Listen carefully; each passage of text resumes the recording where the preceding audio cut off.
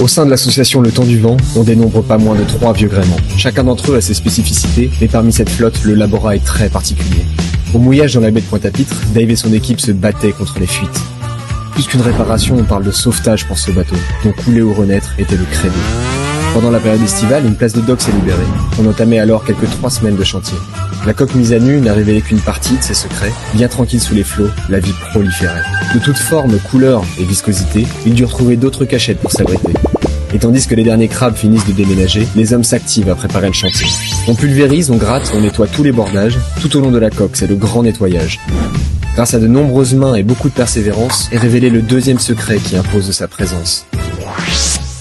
Des plaques de cuivre recouvrent la moitié de cette embarcation, une particularité qui compliquera grandement cette mission.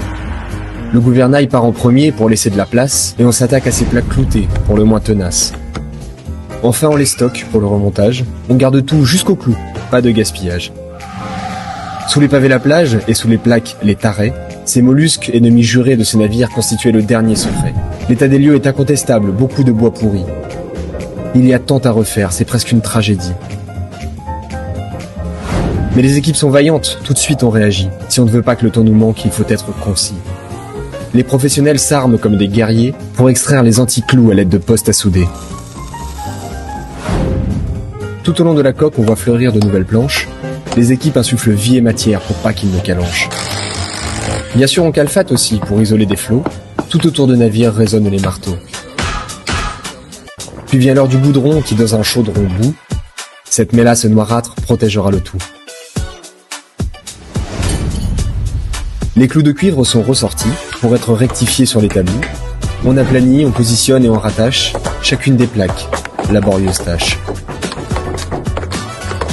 Après toutes ces manœuvres, il est l'heure de redonner au Labora son aileron. En fin de journée, c'est le gouvernail qui doit reprendre sa position. Mais l'action est loin d'être simple, elle requiert force et précision. Il faudra attendre la nuit et beaucoup de tentatives pour enfin trouver la solution. En parlant de nuit, elle fut courte pour certains. C'est déjà le dernier jour, le bateau doit descendre au matin. Les dernières finitions sont plus importantes que prévu, alors le gérant du dock accorde 24 heures de plus. C'est juste ce qu'il fallait pour permettre aux équipes de finir. On s'empresse de ranger pour remettre à l'eau ce navire. Après 3 semaines de dur labeur, le Labora quitte enfin la pesanteur.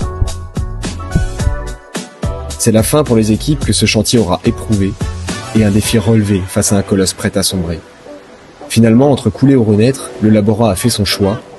Grâce au temps du vent et à ses incroyables bénévoles, ce bateau donc vaincra.